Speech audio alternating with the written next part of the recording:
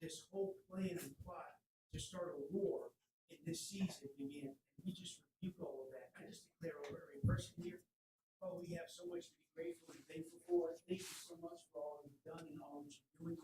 And I speak blessing over every person and every family.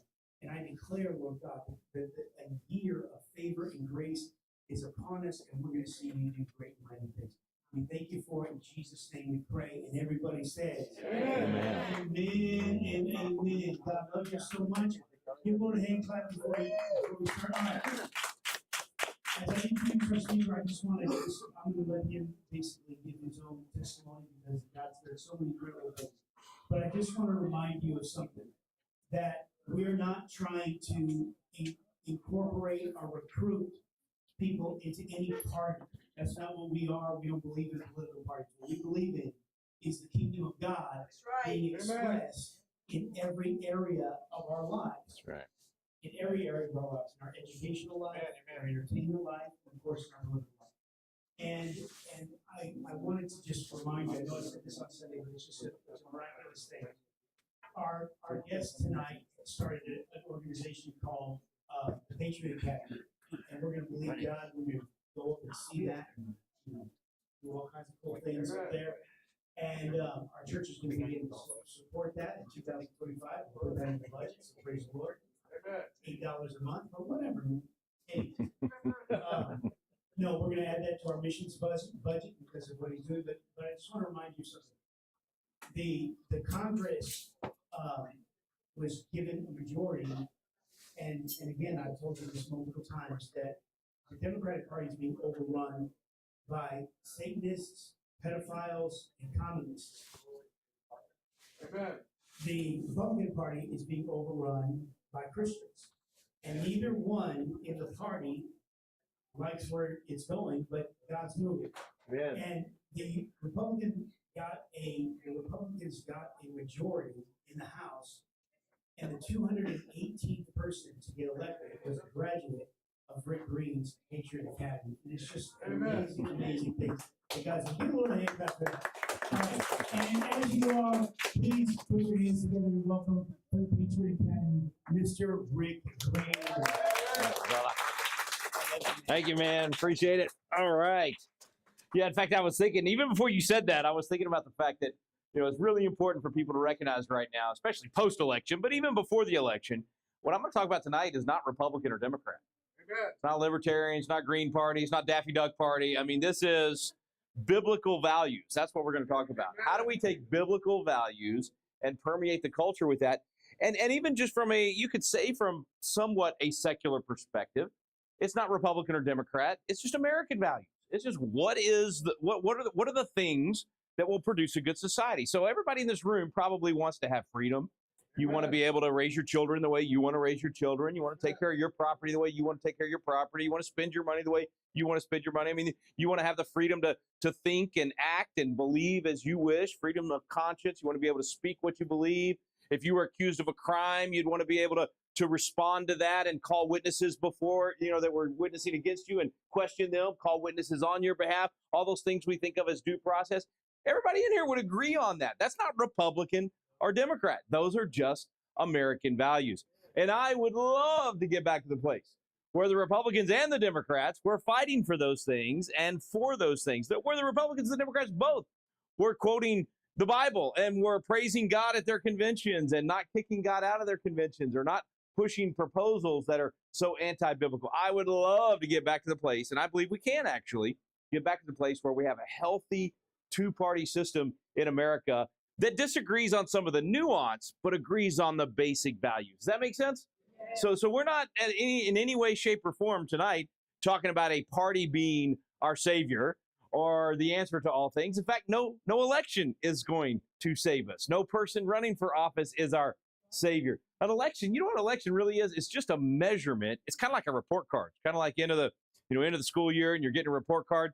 And for us as believers, an election is a report card on how well have you been fulfilling the Great Commission, which is to make disciples of all nations, teaching them to obey everything I've commanded you. See, if we're doing a good job in the church of making disciples, then we're teaching people, how do you live out biblical values? We're teaching people. How do you treat your neighbor well? How do you sow things into your culture that line up with the laws of nature and nature's God, that line up with God's principles? And if we do that, then there's a blessing in the community. If we don't do that, we go against the laws of nature and nature's God, there's a curse, and we have to live with all the negative aspects of that. So, I'm a pretty simple guy. I think it's just garbage in, garbage out, good stuff in, good stuff out. It's that simple. Yes, sir. And guess who gets to decide whether we're putting garbage in or we're putting good stuff in? We do. That's exactly right. So we get to make those decisions. So there's another way to kind of summarize what I'm going to be talking about. You may think this is kind of weird, but it's used to be in the comic books. Truth, justice, and the American way. Yes, sir. Now Superman, the radio Superman's the one that came up with that before the comic book even had it. But it wasn't Superman that came up with truth, justice, and the American way. It was actually the Superman, because Jesus is truth, right? He is the way. He is the truth. And justice comes from God. And when we have biblical justice, that means we're all treated the same. Red, white, yellow, black, or brown. Color, skin doesn't matter. How much money you got or don't got doesn't matter. Whether you're Republican, Democrat, or whatever party doesn't matter. Which church you go to or don't go to, we should all be treated the same. That's called biblical justice. Neither Jew nor Greek, neither rich nor poor. Those are all biblical ideas. And when we do that, we all get justice. That's a biblical idea. So it's actually Jesus that gave us truth and justice. Now, why would I say he gave us the American way? It's because the American system was built upon the teachings of Jesus. John Adams actually said the general principles upon which we achieved independence were the general principles of Christianity. They talked about the fact that this nation, this constitutional republic, would only work if we had a moral and religious people. So in other words, when the Bible is followed in the community, freedom works well.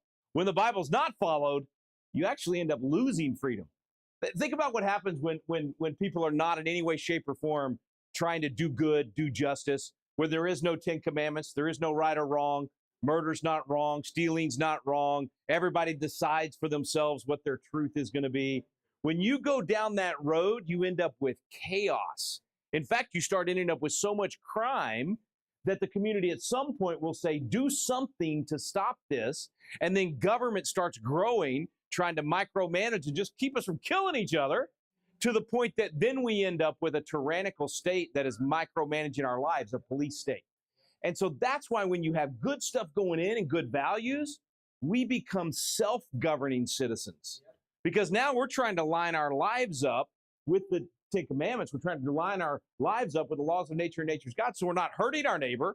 We're treating our neighbor the way we want to be treated, right? That's the biblical idea of treating others the way that you want to be treated. So we know when the good stuff goes in, we'll get good stuff out. You know, there was a pastor way back in the founding era when this whole thing started. His name was John Peter Gabriel Muhlenberg. I don't know why he had so many names, but there you have it. I worked really hard to memorize all of them. Okay, so John Peter Gabriel Muhlenberg gets up in the pulpit one day in January of 1776, and he starts preaching out of Ecclesiastes. Now, if you go to Ecclesiastes 3, it's just the seasons, right? There's a time for this, time for that, time for this, time for that. And I think it's verse 8 where it says there's a time of peace and a time of war. And John Peter, he says that to the congregation, reads that verse to the congregation, and he closes his Bible, and he says, this is no longer a time of peace. It's a time of war. And he takes off his clerical robes, and underneath his clerical robes, he's in the full-dress military uniform of an officer in the Revolutionary Army. And he tells the guys outside the church to play the drums, start beating the drums, and he calls his men to arms. He says, you need to join up and fight. We've got to go fight for liberty. The British are doing this, and the British are doing that. The king's doing this, and the king's doing that. And we've got to go fight to defend our liberty. And so he goes, about 300 guys join from he actually pastored 2 churches, about 300 guys joining. He marches off to war, and he's leading them in battle. Well, his brother writes him a letter, and his brother's up in New York. Now, his brother is also a pastor. His name is Frederick Augustus Muhlenberg. He had one less name. I guess mom, dad didn't like him as much. He only got 3 names. Anyway, Frederick Augustus writes him this letter, and he says, you shouldn't be doing this. You shouldn't be marching off to war. You shouldn't be getting involved in politics. You're just supposed to preach the gospel. Anybody ever heard that? How many times when you start getting involved in the culture, oh, you're just supposed to preach the gospel. You're not. Well, what's the gospel? To make disciples. How, the Great Commission has been reduced to let's just get people to walk the aisle, fill out the card, give their life to Jesus, and then good luck. Go do your thing. That's not making a disciple. Making a disciple means, maybe I misheard it. Maybe what Jesus said was, go and make disciples of all nations, teaching them to obey only those things that I said that aren't politically controversial. I don't think that's what he said, right? He said teach them to obey everything that he commanded. And so Frederick Augustus is trying to tell John Peter, hey, you shouldn't be getting involved in all this. In fact, I might even have, He says, you would have acted for the best if you'd kept out of this business from the beginning. I now give you my thoughts in brief. I think you were wrong. John Peter writes him back. He says, I'm a clergyman, it's true, but I'm a member of society as well as the poorest layman, and my liberty is as dear to me as it is to any man. And then he goes on to talk about, shall I sit still? Heaven forbid it. I'm going to go fight. All right, so here's this actually interesting argument going on between these two brothers that's very similar to what we all deal with, right? And so John Peter and Frederick Augustus going back and forth. And there's a really interesting part. Frederick writes to John Peter and he says, the problem's all you Virginians. You got Thomas Jefferson and Patrick Henry and all those troublemakers down there. He said, up here in New York, we don't have any of these problems. We don't have to worry about what you're doing down there. And about 2 months later, after that letter, the British come into Frederick Augustus's hometown. They kick him out of his church. They burn his church to the ground. And Frederick Augustus says, maybe baby brother was onto something. Maybe I should have been listening to baby brother. He gets so involved. That's John Peter there. Let's see. Oh, yeah, I did have the rest of it. Yeah. I am convinced it's my duty so to do, and duty I owe to God and country. So Frederick, they go back and forth. Frederick's church gets burned. He says, I'm going to get involved. He gets so involved. Fast forward. Okay, now think about that was 1776. The war started. We're fighting the British. It takes 7 years. Finally, the war's over, and we get our treaty in 1783. Then we try to govern under the Articles of Confederation. That's fallen apart. So we have the Constitutional Convention in 1787. Then we finally get the Bill of Rights in 1791. So when the Bill of Rights was proposed out of Congress, you had 90 members of Congress at the time. When that happens, there was a guy that was the first Speaker of the House under the United States Constitution. So this is, what is that, 91 from 76 to 91, what is that, 15 years? So 15 years later, and the signature that you will see on the Bill of Rights as it is sent to the states to be ratified, the Speaker of the House, Frederick Augustus Muhlenberg. The guy that said, don't get involved in politics. The guy that said, don't do, you're just supposed to preach the gospel. I think he figured out you preach the gospel wherever you go. And that's actually what the original is actually all about in the Great Commission. It's basically, as you are going, make disciples. What that means is every one of you, no matter what you do, no matter what you're doing to earn a paycheck or how big your family is or wherever you go, as you are going, make disciples. And we need to be making disciples in every area of the culture, in business, in entertainment, in music and movies, journalism, education, you name it. You pick whatever the area of the culture is, the gospel applies. I kind of adopted a philosophy. This pastor friend of mine in Oklahoma, he said, Rick, he said, what part of your life is the Lord not Lord over? I said, he's Lord over all of it. And he said, that means nothing's off limits. That means you don't keep anything from the pulpit. You preach on every area of life. You don't go, politics is in this box over here, so we're going to preach about all these other things. I bet nobody in here has ever walked away from church going, man, pastor was on fire today. That was such a good sermon about how to be a good husband, good father, good mother, good wife. I wish we could use it when we get home, but, separation of home and church. Ain't nobody in here has ever done that. I know you've walked away saying pastor was on fire, but you've never walked away saying can't apply that at home. Or, can't use that at work tomorrow because there's a separation of work and church. This idea that the gospel is supposed to be boxed in over here and not apply to everything in our life is a lie from the pit of hell. Amen. It has been used to neuter the church and to intimidate you into thinking, well, if I'm a good Christian, I'm just nice all the time. If I'm a good Christian, I wouldn't want to say anything that's going to offend anybody. Have you read the words of Jesus? Have you read John the Baptist's words? These guys were awfully offensive, right? And we think that we're supposed to just be, and I can't get involved with it. If I'm a good Christian, I just go into full-time ministry, whatever that means. I think everything is ministry, right?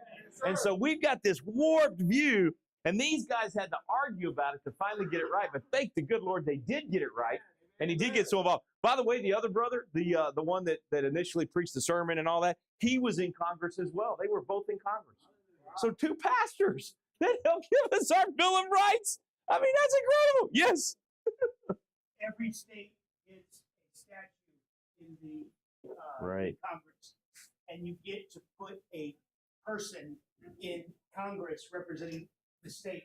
Texas chose Stephen Austin to be our statute in Congress.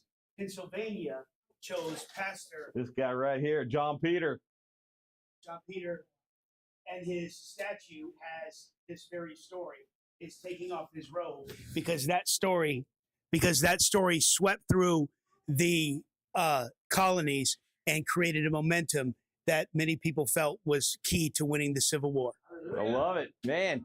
And I tell you what'll blow your mind is you walk through the Capitol, and statue after statue after statue, you'll find ministers of the gospel. Yeah.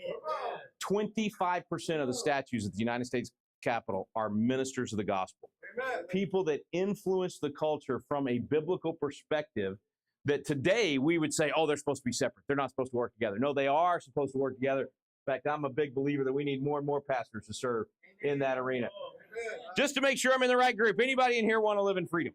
Yes, sir. All right. Anybody in here want to enjoy the blessings of liberty? Yes, sir. Okay, if you want those two things, the only way you get them, there was actually a framer of the Constitution. He said that you have to always go back to the principles and remind yourself what produces the blessings of liberty. So he called it a frequent recurrence to the fundamental principles.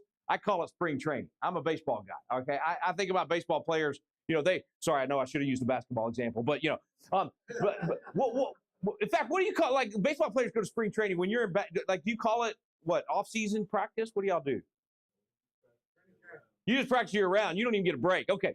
But this is great because I'm going to get you to tell me how you do this in basketball. In baseball, when you go to spring training, you go do the fundamentals. You go, I don't care how good you are. You can be the best shortstop on the planet. You're still going to go out there and do those drills. You're still going to go back to the very basics. And if you skip spring training as a ball player, you're probably going to have a lousy season. And if everybody on your team skips spring training, you're going to have a bad year for the whole team. If everybody in the league stops doing spring training, it's kind of going to fall apart. Did you know citizens have to do spring training? We have to go back to the fundamental principles of what is going to make our society free. And if we don't do that, you could have a few people not do that, and they're just going to have a, you know, lousy citizenship. Maybe in their town or their community, things are going to fall apart. But if everybody in the country is not doing that frequent recurrence to fundamental principles, the whole thing falls apart. So at least you don't have to do it year round. You just part of, no, you just need to do this, you know, about every year, you know, break out the Constitution, break out the Declaration, break out some of this history. Ronald Reagan put it this way. He said, if we forget what we did, we won't know who we are. Now, that's obviously where we are in America, right? I mean, we don't know our history. We don't know what we actually did, so we buy the lies. Somebody comes and talks about it, America, how evil America is, how terrible America is, and we buy it because we don't know the whole story.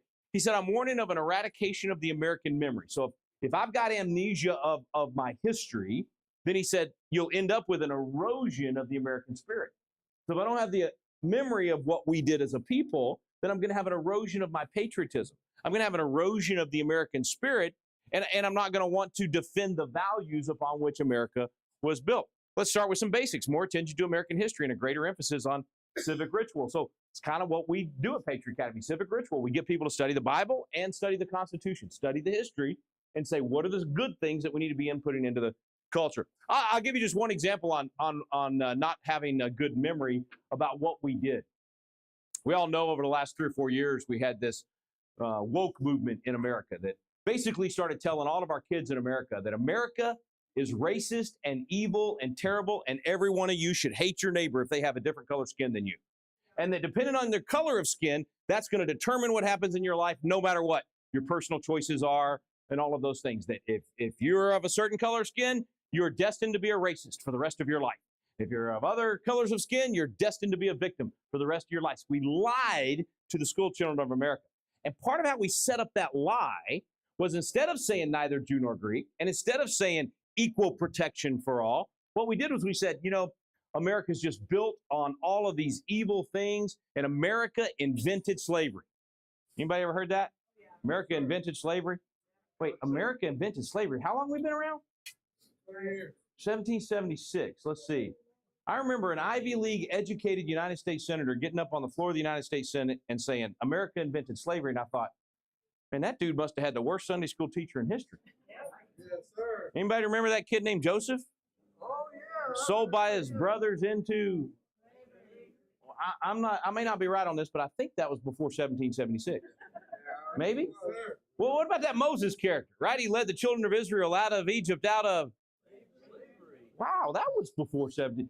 All right, I'm joking around with you, but the point is, if you get in the time machine with me, and we go all the way back to 1776, and we step out of the time machine, and we look not just at America, but at the whole world, every single nation on the planet had slavery. Every single one. It's a condition of mankind. It's been the history of the world up until that time. In fact, it's kind of weird. You look at it, and you got black on black slavery, black on white slavery, white on black slavery, white on white slavery, white on red slavery, red on white slavery, red on yellow slavery. You pick the color, you pick the combination. It was everywhere in every single nation.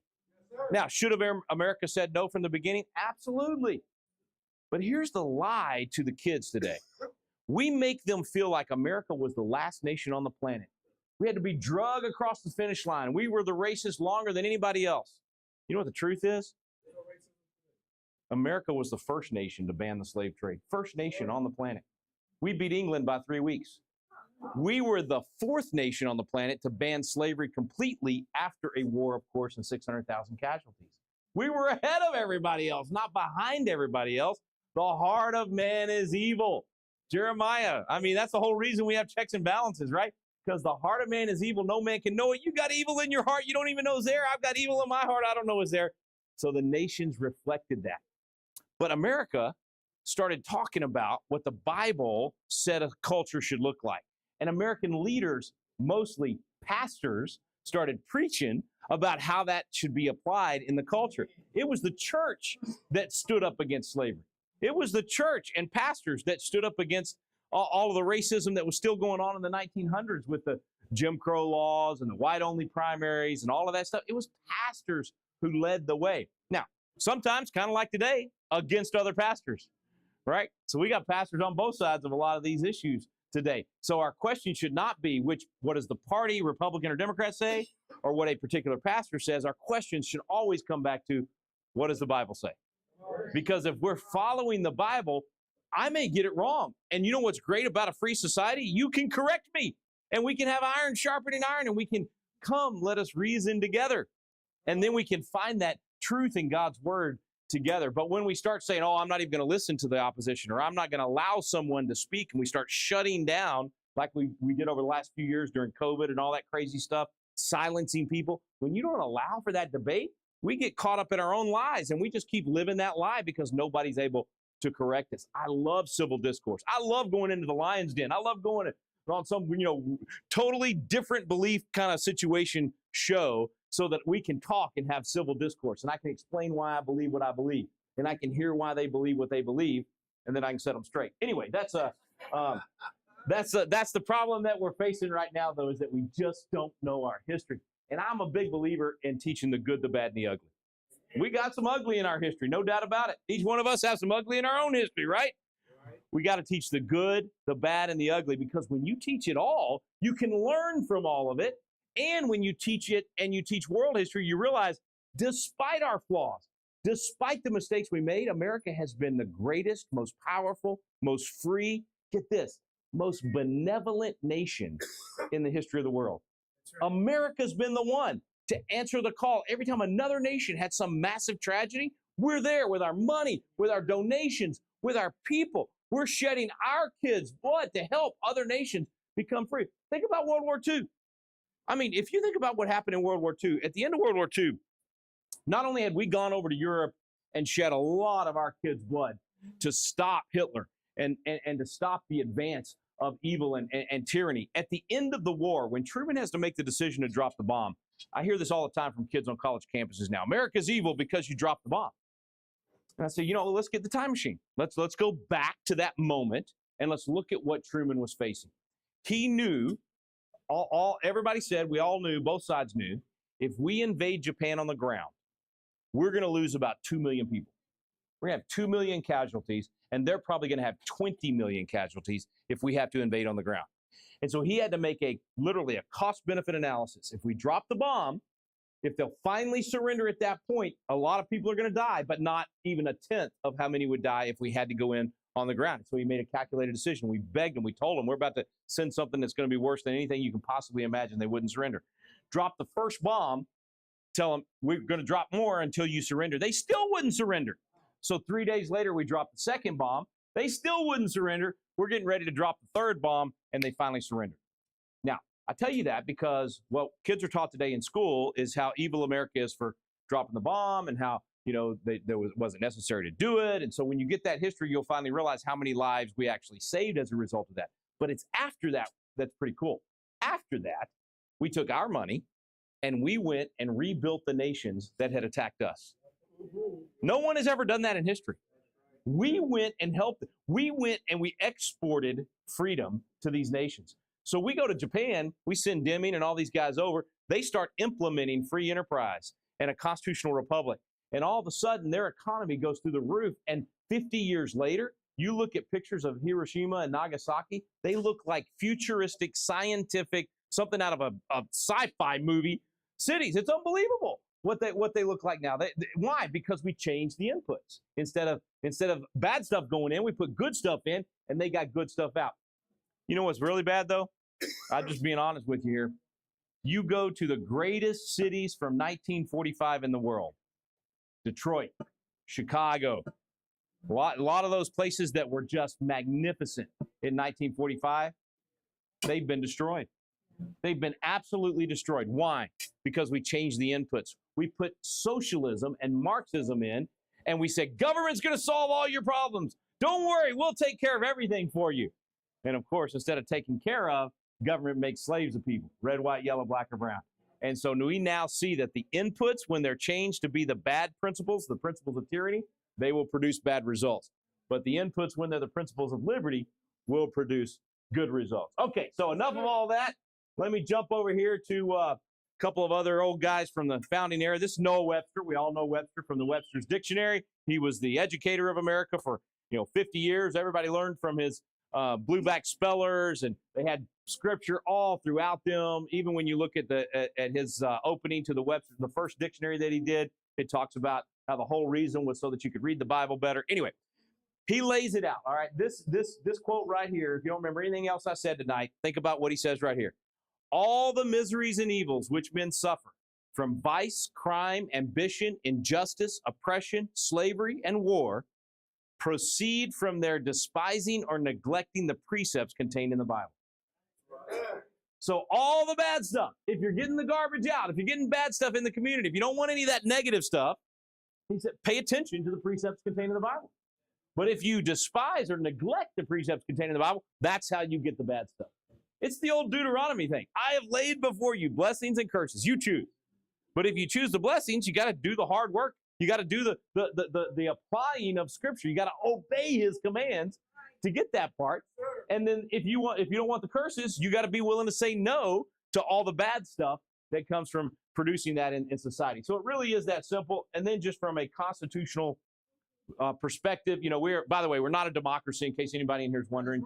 People keep saying, you're a threat to democracy. Every time they tell me that, you're a threat to democracy, I say, you're darn right I'm a threat to democracy, because we're not a democracy. The founders called democracy mobocracy. They said it's one of the greatest of evils and that it always ends in violence. So we don't want a democracy. We want to be a republic, a constitutional republic, where we actually have on paper the rules of what you can or cannot do in government. You don't just say, oh, I'm going to elect so-and-so to be the congressman. Hey, go do the best you can with what you got where you are. No, we elect a congressman. We send them to Washington, D.C., and we say, do the best you can with what you got where you are within these boundaries of the Constitution. That way they don't get up there and just do anything and everything, or at least they're not supposed to, right? That's what's happening now because we're not holding them accountable. Anyway, this is why teaching the Bible is so important. The only means, this Benjamin Rush, by the way, he's one of the He's one of the signers of the Declaration, and he's also a medical doctor, phenomenal guy, started a college. I mean, you talk about a Renaissance man. He said, the only means of establishing and perpetuating our Republican forms of government is the universal education of our youth in the principles of Christianity by means of the Bible. If you want freedom to last, if you want a republic, a constitutional republic to survive, people have to understand what the principles of liberty are. And the principles of liberty come from the Bible. So you got to teach the Bible if you want the freedom on the other side of the equation. And these guys laid that out for us. We did that for the longest time in our country, and we just stopped doing this part. There's a great paragraph in the Declaration of Independence that says, we hold these truths to be self-evident, that all men are created equal, that they're endowed by their Creator with certain unalienable rights, and among these are life, liberty, and the pursuit of happiness, that to secure these rights, governments are instituted among men deriving their just powers from the consent of the governed. That means we, the people, give or refuse consent. That's how the system's supposed to work. But if we're sitting on our couches doing nothing, or we're hiding out in our churches and not going out and being salt and light in the community, government assumes you've consented and says, I'll take over more and more of your life. I'll tell you how to spend your money, how to raise your kids, all those things. Yes, So that little piece right there in the Declaration of Independence, that holds the key to turning America around. Because when we go out and we're salt and light in the community, we're giving or refusing consent. We're basically saying, as salt and light, if we're going to preserve the meat, if we're going to make sure that the community has the best flavor, which is what salt does, if we're going to do that, there's certain things we're going to support and there's certain things we're going to oppose. And the willingness to stand up and say, as the church, as believers, the willingness to stand up and say there's a right and a wrong. We're going to stand for what's right. We're going to fight against what's wrong. That's how we give or refuse consent. We can do it in elections, how we vote. We can do it by showing up at the city council and testifying, or at the state legislature and testifying. We can do it by sending in those letters and making those calls. We can do it by holding rallies. I mean, there's a lot of ways to give or refuse consent, but we got to get a hold of that part of the Declaration right there. And we got, what do we got? A year and 9 months left before we're going to celebrate the birthday of the Declaration of Independence, the 250th birthday. Man, we're getting old as a nation. 250th birthday of the nation, and we're going to celebrate the Declaration. So if we're going to still be a nation in a year and 10 months, you and me, man, we got to do this right here. We got to give or refuse consent every chance we get. There's a great meme going around right now on social media about the cycle of nations, and I think this really describes it. Hard times create strong men. Strong men create good times. Good times, unfortunately, create weak men. And then weak men create hard times. You know, that's another way of just saying we got fat and happy. We got lazy. You know, we got it so good in America. We've enjoyed so much prosperity as a nation. The poorest people in our nation live better than kings did 200 years ago. And the poorest people in America live better than the middle class in Europe. I mean, it's amazing how good we've got it as a whole. I mean, from the top to the bottom, to the left, to the right, whichever direction you want to go. And because of that, we just kind of started taking it for granted. You know, if you're just enjoying the blessings of liberty and you're just having a good time, you stop forgetting about the hard work it takes to produce the blessings of liberty. So we basically got soft. The church got soft. I mean, you look at the strongest, toughest, boldest churches around the country, around the world right now. Where is Christianity flourishing? Where it's being persecuted. Because the tough times are making tough men, and they're standing up and they're being like Paul and they're being like John the Baptist, and they're not being wimpy. So we've got to make the decision that, you know, we've experienced a little bit of pain in our country. We haven't entered all the way into tough times. We haven't quite been marched off to captivity yet.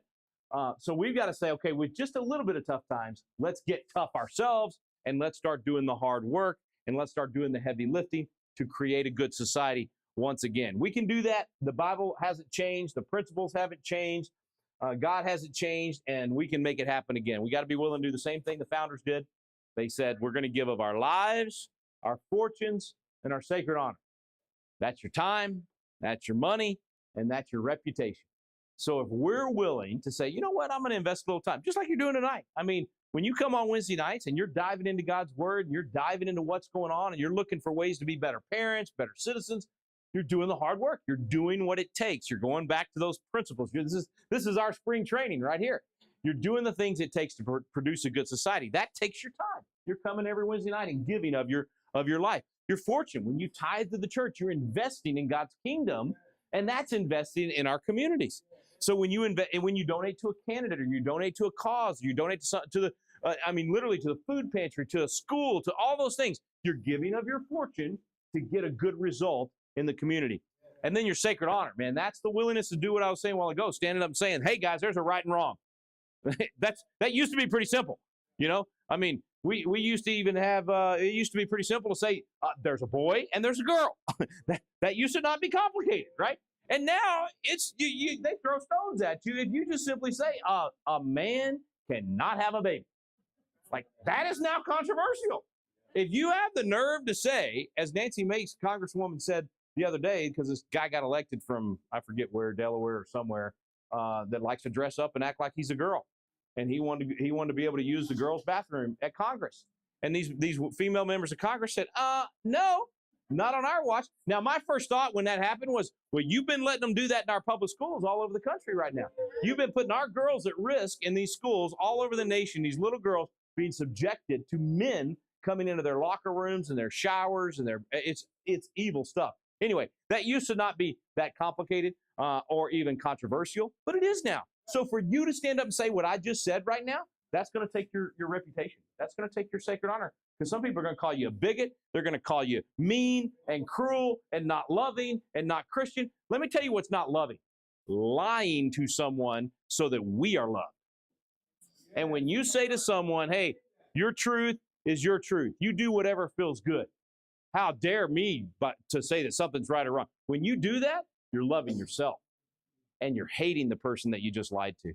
If you know your brother or your sister is engaging in an activity that's going to destroy their life, if my sister calls me tomorrow and says, hey, bub, I just figured out I just got a crazy, appetite for sex. And so I know I'm married and I got 4 kids, but I'm going to have like 3 or 4 lovers. And that's just who I am. That's my truth. That's just who I am. If I say to her, hey, sis, you just be, you just be you. You do whatever feels good. Am I loving her? No. If I love her, I'm going to say, sis, you're going to destroy your marriage. You're going to destroy your life. What are your kids going to, your grandkids going to? If I love her, I'm going to give her some truth about what's right and wrong and what's good for her. We have bought a total redefinition of love in this country that has gotten to this point where we think being tolerant, and redefining tolerance, by the way, tolerance actually means that I'm going to allow other people to speak and live according to the dictates of their conscience, but I'm still going to speak truth whenever what they're doing is wrong. Tolerance means I'm not going to chop off their head or make them convert to Christianity at the sword. That's tolerance. They've redefined tolerance to mean, tolerance means you're not only going to allow for certain things, you're going to celebrate it. You're going to participate in it. If your church doesn't do, homosexual weddings or whatever else, we're going to take away your ability to even meet. That's the type of thing that they're doing now. You don't bake the cake for the homosexual wedding, we're going to take away your ability to bake the cake. In fact, we're going to throw you in jail. You don't take your camera and go do pictures at the homosexual wedding. We're going to take away your ability to take pictures. Now, just think for a second about that because we put that in the context of love and LGBTQ and all that. Think about that in another context. What if the KKK is having a rally at the Texas Capitol? And at their rally, they're going to talk about how, only white people can do this and do that, and we don't, whatever all their stuff is, right? Total racist. They're going to have their rally at the Capitol, and they call up Lionel Richie. They say, hey, Lionel, we want you to come sing the national anthem at our rally. And if you don't do it, you're a bigot. And if you don't do it, then we're going to sue you, and we're going to have the federal government come make you take your talent, your gift, your profession, your worship, right? Because whatever we do for a living is worship, right? We're going to make you take that and use it to participate in and celebrate something that you absolutely disagree with. Would anybody in this room think that should be allowed? Does anybody in this room think they should be able to make Lionel Richie do that? It's the exact same thing when you tell a pastor they got to go perform a homosexual wedding. Or you tell a photographer or a person baking a cake or a wedding venue. It's the exact same thing. But yet we bought this total weird, warped view of tolerance and love, and we've allowed it to actually permeate our culture. Now our kids are totally confused about what right and wrong is. I promise you, my own kids who are in their 20s, their generation would be very uncomfortable. Some of you in this room might be very uncomfortable with what I just said, because we've bought this lie. We've allowed that to permeate our culture, and it takes a little sacred honor for us to get back to truth. Yes, sir. It started when we said Darwin was right and we are animals. Yeah. No, it goes back to the Scopes monkey trial. I mean, very, very, very much, no doubt about it. That was the same year that Coolidge said that the business of America is business, and he therefore said that we were not a Christian nation. He declared that Coolidge said we weren't? that was the same year as the Scopes trial. He was there, so he'll remember that. My goodness. That's funny. That's funny. All right, let me do two or three more slides here, and then we'll open it up to questions, whatever you guys want to talk about. So the thing about the American memory, and us doing spring training and all that, I'm going to ask you to give a little bit of your life to getting really educated on these things so that you can be a force multiplier and educate the people in your life. Right now, about a third of our country cannot name a single freedom out of the First Amendment. Most of you in this room would die to make sure that your child has freedom of religion, freedom of speech, freedom of the press, the right to assemble, the right to petition government for a redress of grievances. Those are the 5 freedoms in the First Amendment. Most of us in this room would die for our children to be able to have those things. But most people in the country don't even know where they are in the Constitution. 3/4 of the country cannot name the 3 branches of government. That used to be an easy one. It should still be. That's exactly right. That's our work, all right? So here's the thing, though. Ignorance is curable. We can solve this problem. We just got to teach it. So I teach the Constitution in Independence Hall.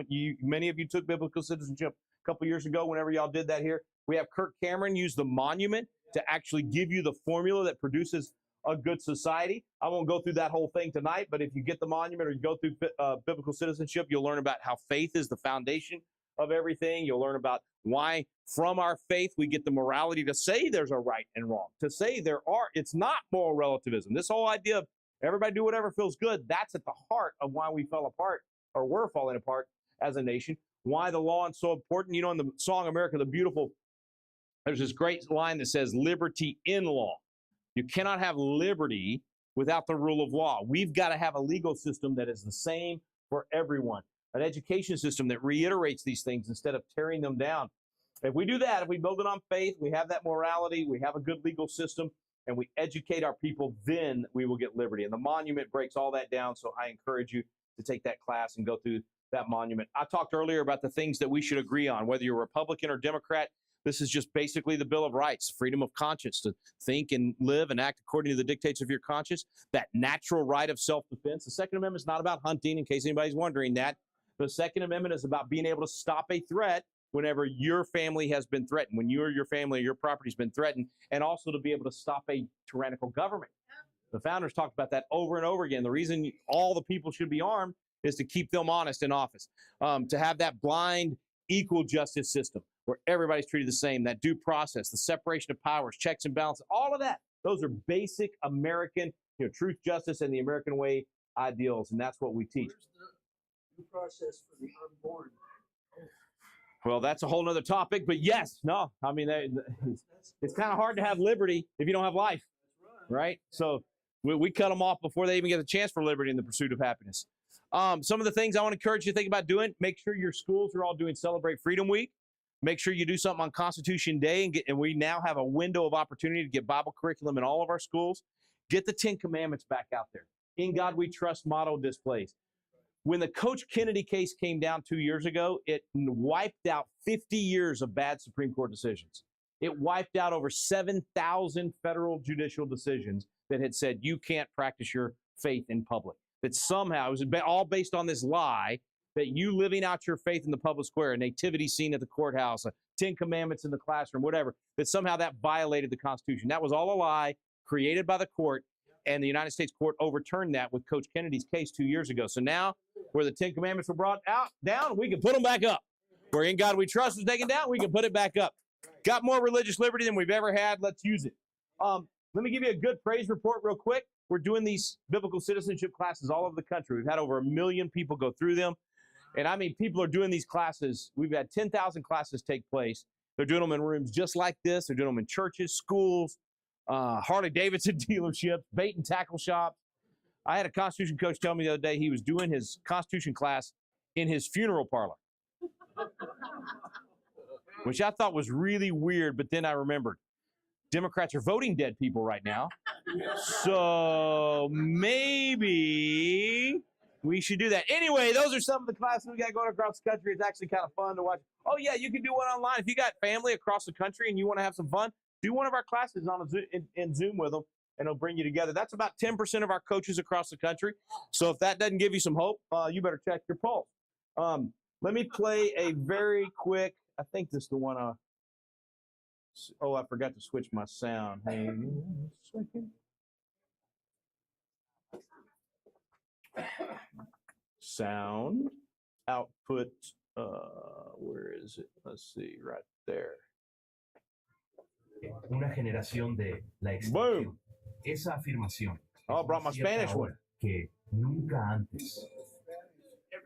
Y'all didn't know I spoke Spanish, did you? I don't really, but AI makes it look like I speak Spanish. Okay, actually, I know we're supposed to be doing Q&A, so I'm going to play this one. This one's shorter. It's only a minute, and this is an advertisement for you to come to our campus. We're only an hour away in Fredericksburg, Texas, and what you're about to see is called the Patriot Experience, and I want to give away 2 tickets to the Patriot Experience tonight. So you got to tell me tonight if you want to come, but that's a like, I don't know, $500 value. So I'm going to give 2 of those away tonight. Here's what it is. The Patriot Experience happens right here in this new legislative hall that we just built. Oh, sorry. There it is.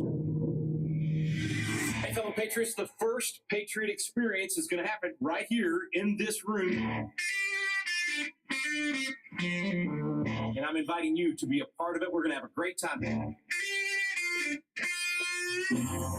December 10th to the 12th will be the 3-day core curriculum for the Patriot Experience, which is a legislative simulation, constitution training, public speaking training, how to testify in a committee. All of these things will happen that week. December 10th through the 12th for the 3-day core part of the Patriot Experience. And then if you want to do the 5-day Patriot Experience, you get not only this legislative training, constitutional training, speaking training, all that leadership training, but you also get the training of constitutional defense.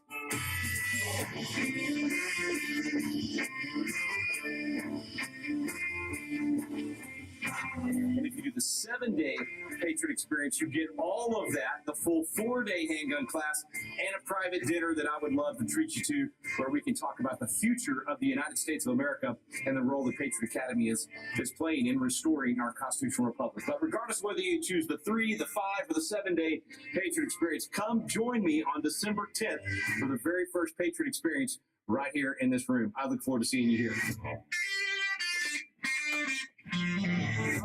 All right, so that's what we're doing over in Fredericksburg. So we're not in Fredericksburg. We're between Fredericksburg and Comfort. So from here, you're right at about 50 minutes if you're not doing it in the heat of traffic like I did coming here tonight.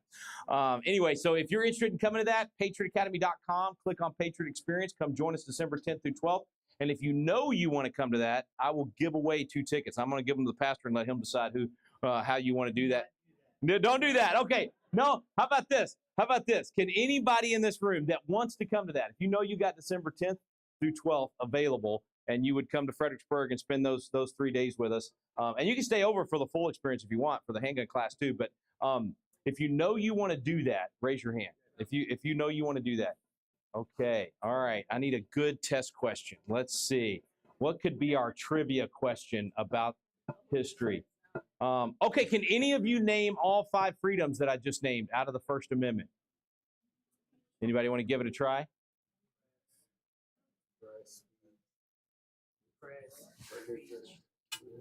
Now you're going to get them, and then you're going to be in that same position where you got to decide who to give them to. You The branches? Okay. All right, do you want to come on the 10th, 11th, and 12th? No, you got to work? Okay. All right, let's do that. Let's do the 3 branches of government. 3 branches of the federal government. All right, all the way in the back, and then you. Go. All right, there you go. There's one. Executive, legislative, judicial. And let me point out, just a quick lesson. there's also a check and balance, not only between those three at the top, but between the feds and the states. So they're supposed to be checking and balancing each other as well. It's why our state legislatures are actually the most powerful under the Constitution, because they have the ultimate power to amend the Constitution and overrule the federal government, which we did with the 11th Amendment. We need to do it a lot more often. Okay, so now I got to think of another one for you. Let's see, what could your test question be? How about, how many signers of the Declaration of Independence were there? Raise your hand if you know. And you want to come December 10th, 11th, and 12th. Because if I give you the ticket and you don't come, then somebody else missed out. So that's why you got to make up your mind really quick, and you got to know you have those 3 days off. I'll let you go with either the number of signers of the Declaration or the number of signers of the Constitution. And if you get either one of those right, you get that ticket to attend the Patriot Experience. What was the other question? How many signers of the Declaration or how many signers of the Constitution? I thought it was 36. We could do a number. We could do like Price is Right. If you're closest to it, then I'm going to be Bob Barker. I need to be a lot taller. I'm too short to do Price is Right. Go ahead. Somebody back here was giving it a shot. 56. 56 signers of the Declaration of Independence. We have a winner. Okay, so did you Google it? Did you look it up on your phone? Cheating in church, man. I tell you what. What are we going to do? No. Yes, sir. That's right. It's not cheating if you do. I didn't say you couldn't use resources, right? Right? Exactly right. Okay. Hey, you guys grab me afterwards, and let's see. I'm just feeling like this is too much fun. Let's give away a third one. What would be a good test question? Come on, JJ. I need one more good test question. How about oh man, I don't even know that one. 18 something. 59. Should we give him a ticket for asking and answering his own question? Is that you can't go? Okay. How about let's see. When was this church founded? How about that? Anybody that knows you want to go December 10th, 11th, and 12th, and you know when this church was founded? 1974. She said she knows the answer, but can she? She knows the answer, but she's she working. can't go. Can she give the ticket to someone she knows can go? All right. So how about what was the last state admitted to the Union? Hawaii. How about how many electoral college votes? That's a good. No, that's how much you need to win. 276. 270. How many? I didn't finish. How many electoral votes does Texas have? How many electoral votes does it take to win the presidency? 270. Wow, this is a good group, man. This is an ecclesia right here, man. Ecclesia. This is great. All right, what do y'all want to talk about? Questions, comments, insults, whatever you got. Bring them at me. Throw them my way. Yes, sir. So when you realize that the 218th congressperson came from your academy, can you walk me through what you're feeling? Oh my goodness, man. What kind of describe it a little bit?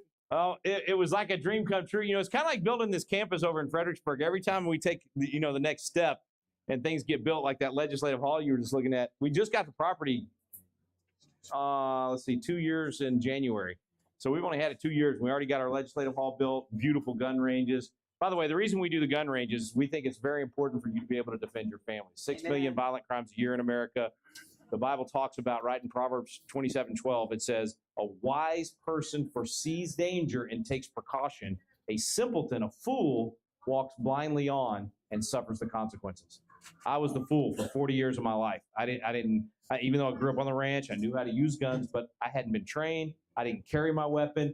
If the wolf had shown up at my door, my family would have been sheep, right? And I realized, wow, I need to be ready to defend my family. And somebody basically made me go to one of these trainings, and it totally changed my mindset. And so now I'm on a mission to train as many sheepdogs as possible. And ladies, That includes sheepdogs with ponytails. Amen. All right, 55% of our students are women. Most of the people that we train have never had training, never even touched a gun. Many of them. We've had a lot of people that have been through major trauma with guns, where a grandkid was killed in front of them, or we had some that were in that Las Vegas shooting from a few years ago. Major trauma. We know how to get you through that, and we know how to make sure that by the end of our training, you are competent, confident, and ready and able to defend your family. And I am absolutely passionate about this. I don't believe Christians are supposed to be weak.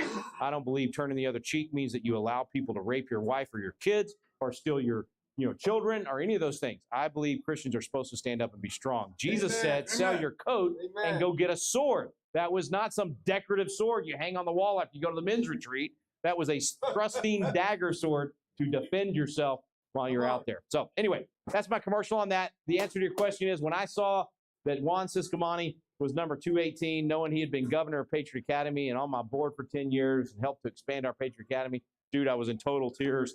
It was awesome. And now we've got several members of Congress that have been through some of our programs, hundreds of legislators across the country and hundreds of school board members, city council members. I'm telling you, God is raising up a remnant to turn this country back to biblical values. Be encouraged. Do not curl up in the fetal position and give up, man. We're gonna turn this thing around. God's blessing this place. Yes, ma'am. I want you to kind of expound just a little bit. We have some men at the church who are interested in carrying. Yeah. We are needing some of our doorkeepers, to carry. Unfortunately, that's the times in which we live right now. So when you have this program for license, you give the license, do they have to go there? Is it something to do? Can you just kind of give a little bit more of the details? Yeah, and I'm so glad y'all are thinking like that. When that Sutherland Springs shooting happened right down the road, hour away, I was in Minnesota, and my phone started blowing up. I was speaking at a group there on that Sunday morning, and I'm seeing all 20 people shot and all this. I'm at this little town little church in Sutherland Springs, and I'm thinking, there's no way, not in Texas, man. There's no way that happened. And it did, and it was actually remarkable. The guy that lived in the house right across the empty lot. So there was an empty lot. The church that maniac shot up, and then my friend Stephen Williford lived in the house right across the empty lot. His daughter came back there and said, "Dad, I hear gunshots. Somebody's shooting up the church." And he goes to the front of the house where he can hear it. He knows instantly it's gunshots. He grabs his AR-15, doesn't even put his shoes on, slamming rounds into his magazine, starts running out across the street or across the empty lot to that church. He can hear the guy shooting in that church. There's a lull in the shooting. He screams out. He just says, "Hey!" And he said, I'm an instructor. I know better than that. I shouldn't be giving up my element of surprise. Now the guy knows that I'm coming. I've given up my position. But he said, I now know years later, that was the Holy Spirit in me calling out the demon in him. What that man was doing was he was shooting up the church with a rifle, and then he was walking over and taking out his handgun and executing people. He was about to execute 3 of Stephen's friends that were laying against he was about to kill them. And he heard that, "Hey!" And so he turned around and he ran out the front door to see what was going on. And as he comes out the front door and he sees Stephen, he starts shooting at him. The guy is wearing a SWAT helmet, Type 3 body armor. Stephen's using an AR-15, which is 223 rounds, which will not penetrate Type 3 body armor. But he's laying across the hood of this truck that was in between. And he fires twice at the guy, hits him twice in the chest. It doesn't penetrate, but it hurts. And by the way, Stephen said when that guy started shooting at him, the Holy Spirit just said to him, "Don't worry about those rounds coming at you. You do what I brought you here to do." So he fires twice. The guy, it hurts bad enough. The guy runs down the stairs to get in his car. Stephen had just trained. This is how God works. He had just trained with a police officer who told him, if you ever face Type 3 body armor, you put one when they turn sideways, you put one in the lungs, one in the thigh, one in the hips. That'll stop them. He fires twice as the guy's going down the stairs, hits him twice. The guy still makes it to his car. He's about to drive away. He reaches back, starts shooting at Stephen again. Stephen puts his sights right on where he thought the guy's head was. Fires one more. In the autopsy, there's an abrasion right across where that helmet was. The guy still makes it to the road, starts driving away. Stephen goes and stands up in the middle of the road, fires one more time, goes through the back windshield, through the seat, and the autopsy and abrasion right there in the back. Stephen shot 6 times and hit the guy 6 times. Wow. Now, he will tell you in his testimony story, I ain't that good. Right. God was directing those shots. Hallelujah. And so then he looks around and he's going, this guy's going to get away. He just shot up the church and he's going to get away. He looks right at the corner and there's a kid sitting in a pickup truck watching the whole thing go down. And so he runs over and he says, we got to go chase this guy down. He just shot up the church. And that kid just hits unlock, doesn't even say anything. Hits unlock. Stephen jumps in the truck. They take off. They're driving 90 miles an hour trying to chase this guy down. And this kid that's driving is got his cowboy hat on, longhorn tattoo up his shoulders, driving with his wrist, chewing on a toothpick. And Stephen looks over at him and says, you know, we're going to have to run this guy off the road when we catch him. And the kid goes, yep. I already thought about that. Yeah, he just texted. He said, I already thought about that. I always wanted to try it. So Stephen's looking at his magazine. He's got one more round of the magazine, one more round of the chamber, and he's, assuming he's going to have another gunfight when he gets there. Anyway, they chase this guy down, run him off the road. It finally ends. The wolf is put down, but there were 26 sheep lost that day. Now, there were 27 others in that church, and Stephen saved the life of those 27. But this guy had plans to shoot up 3 churches that day. He had already been to the first church. We have him on camera going in and sitting down. He looks, and there's 2 uniformed police officers, so he gets up and leaves. Shoots up Stephen's church, and then was headed to another church to kill as many people as he possibly could. So because there was a sheepdog there to stop the wolf, other lives were saved. Now, granted, it was mayhem at first. And I asked Stephen, I said, why in the world was there nobody in that church ready to stop a threat like that? Nobody in that church. He said, there's 5 guys, a little big church, 50 people. So there were 5 guys that normally carried every Sunday. 2 of them were out of town. One of them had given the gun to his wife because she was traveling. Forget about the 4th one. And the 5th one was literally pulled up into the driveway late for church as Stephen's chasing the guy away. He said it was just, unfortunately, perfect storm with nobody there. I tell you that story because in every mass murder situation, every time it's happened, the loss of life is directly related to the proximity of a trained good guy or gal with a gun. If there's somebody there that's a trained person with a firearm, they can stop the threat and save lives. If they're not, look what happened in El Paso a few years ago. That guy walked up and down the aisles murdering people while everybody's waiting on the police to get there. Uvalde. Yeah, look at Uvalde. And by the way, that's the whole play it safe mentality, right? Everybody wants to be safe, be safe, be safe. That commander played it safe, and 100 police officers sat in the hallway with their ballistic shields and their bulletproof vests while a maniac murdered children on the other side of the door. All right? That's the safetyism thing. We need to get back to being dangerous, not being safe. We need to be dangerous. Anyway, it's got to be a trained good guy or good gal with a gun. It's not enough to have a gun. So I'm not encouraging you to go out and buy a gun and start carrying it. I'm encouraging you to go out and buy a gun, come to our campus, get trained, and then start carrying it.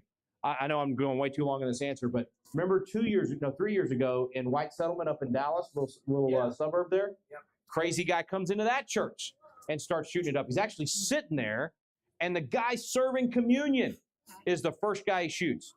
So guy serving communion, good guy with no gun, dead. The next guy he shoots is a good guy trying to get his gun out, but he doesn't have proper training, so he's fumbling around trying to get his gun out, shoots him, he's dead. So good guy, no gun, dead. Good guy with a gun, but not trained, dead. From across the room, Jack Wilson has presented his firearm and takes the shot and takes him down in about 3 seconds from the time he shot the first guy to the time Jack Wilson took him down. Why? Because Jack Wilson was a trained good guy with a gun, ready to go. So we got to be the wise person that is trained, foresees danger, and takes precaution. And the precaution, as you said, it's just the world we live in. You're not, the 6 million violent crimes a year, that's not going to end overnight. No matter who you put in office, no matter what policies you put in place, there is evil in the world. And we need to be ready to stop that evil and prevent that evil from harming our families, in our churches, in our schools. So I am thrilled that you asked that question. How long is the training? Do they have to stay overnight? I'm sorry, that was actually your question. Yes, so the way we designed our training, it's 4 days. And by the end of that 4 days, you can present your weapon from concealed and put 2 in the thoracic cavity in 1.5 seconds. It is all about the muscle memory. It's all about the sight picture, the being able to focus on the front side, being able to have trigger control with your gun, know your gun well, know how to carry your gun safely and effectively. 4 days on our ranges in Fredericksburg. So we don't, you have to come there to do it. We encourage security teams to come and train together so they're on the same page, have the same commands, they're all thinking the same way. We have trained thousands. I think we're at 7,000 people now that we've trained through this program. I strongly encourage you to come do it. If you take the scholarship that I'm giving you guys tonight for the Patriot Experience 3 days, that's in the legislative chamber. So that's the whole, speaking training, legislative, all that. If you want to stay after and do the 4-day, I'll add that on. I'll give you that for free as well. You got to pay for your own ammo though, because ammo is expensive. But I'll cover the cost of your course. So that's about, I think it's $800 to do all 7 days. So for the full 7 days, we'll do those free tickets for you guys. Wow, that's awesome. And then tell everybody you know about it. So it's free advertising for me, not free, but it's advertising for me because I know you'll talk it up. Yes, ma'am. So at the end of the training, does the person who finishes or completes the training, do they get a license, sir? Yes. So if you want to actually get the good news in Texas, we now have constitutional carry. So you don't have to have a license to carry. And the test to get a license in Texas, the LTC or any other state, all of their tests to get the license is so easy, you can shoot it blind. Our training is actually better than most law enforcement training. So when you finish our class, you will have had more training, frankly, than most law enforcement officers. I know that sounds crazy, but it's true. I've had SWAT officers come through our training and say, that's the best training I've ever had. But if you want to add on the test at the end to be able to get your LTC, which I'm in favor of if you're going to, for 2 reasons. One, if you're going to travel outside of Texas, you can carry in about 35 states. 2, when you get pulled over and you hand your LTC with your license, with your driver's license and your handgun license, when you hand those both to the police officer, it's going to cause them to relax a little bit because they know you've got a background check, you've been through training, LTC carriers don't commit crimes. So it helps that police officer know. Believe me, our police officers have a tough job. When you're walking up to that car, you have no idea what's going on in that car.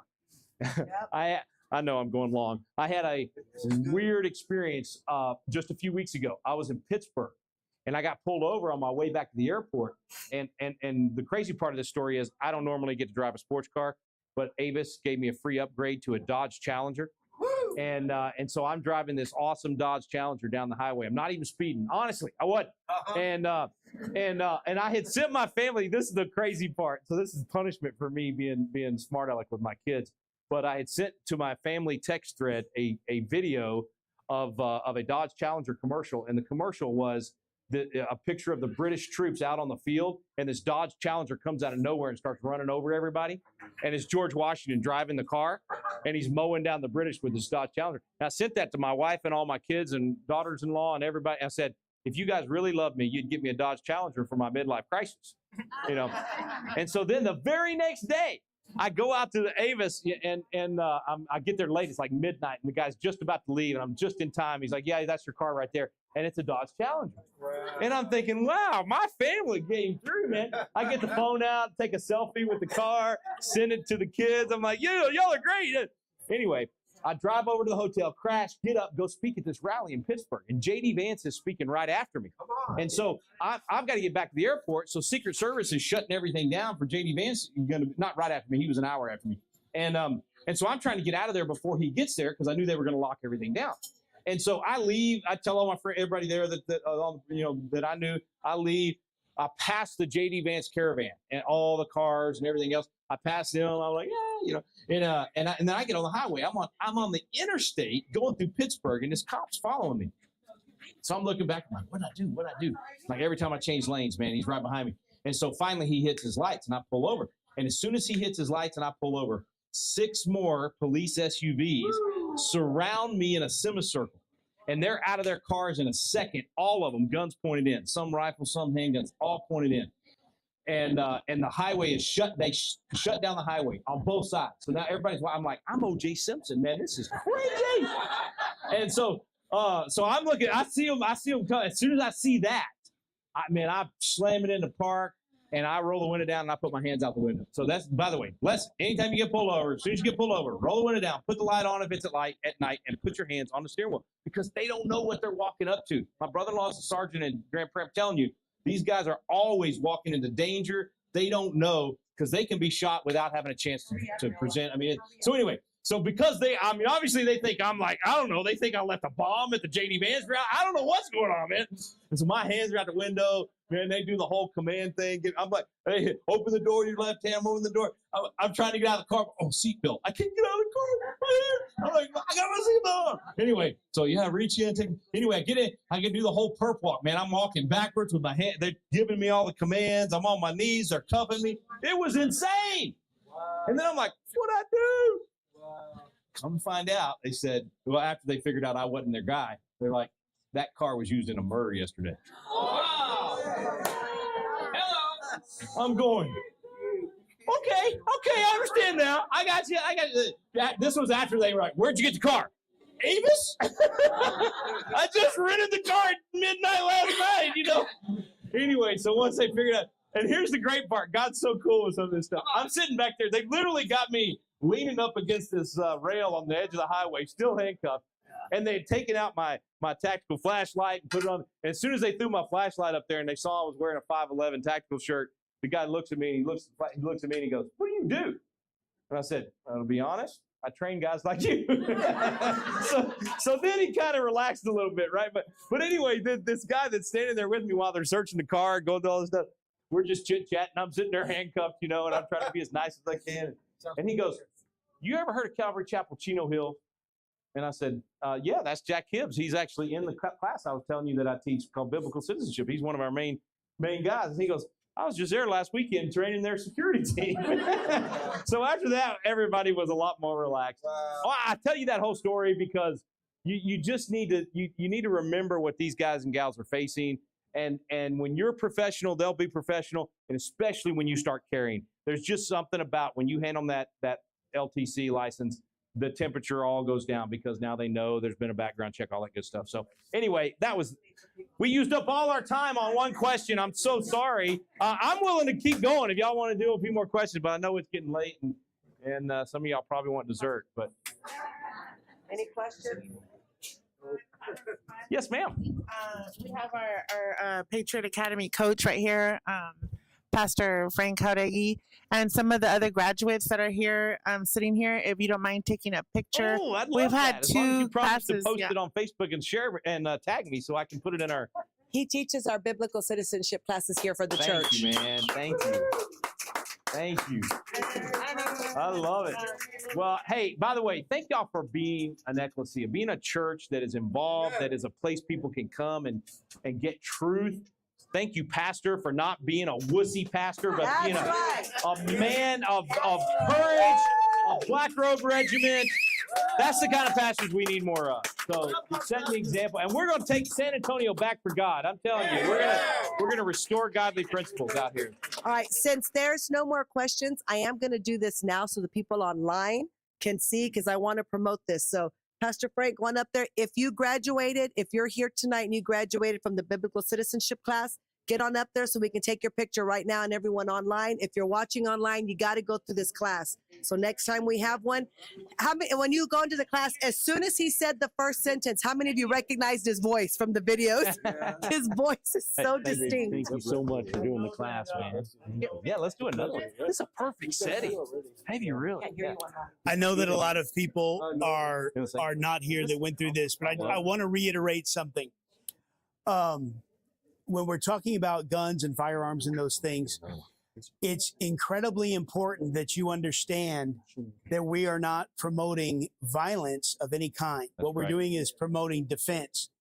And what we are also doing, please understand this. Anytime anyone decides to get a weapon, the thing that's massively different between our culture and the culture 50 years ago is that typically, because my dad wasn't a gun guy, but my grandfather was. And when I came back, he basically took me and told me how to fire guns, what to do. I didn't do that to my son because we don't do that. You have to be trained. This isn't something you just do. That's right. And it's not just good enough to have, you have to have training because the Bible says too much is given, much is required. And there's a massive responsibility. So I just want to say this. Give the Lord a hand clap very quickly for our great speaker. And we're going to take a picture. And Johnny Moore? I think we're going to take an offering, and God's going to do good things. I don't remember. All right. If you were in the first class.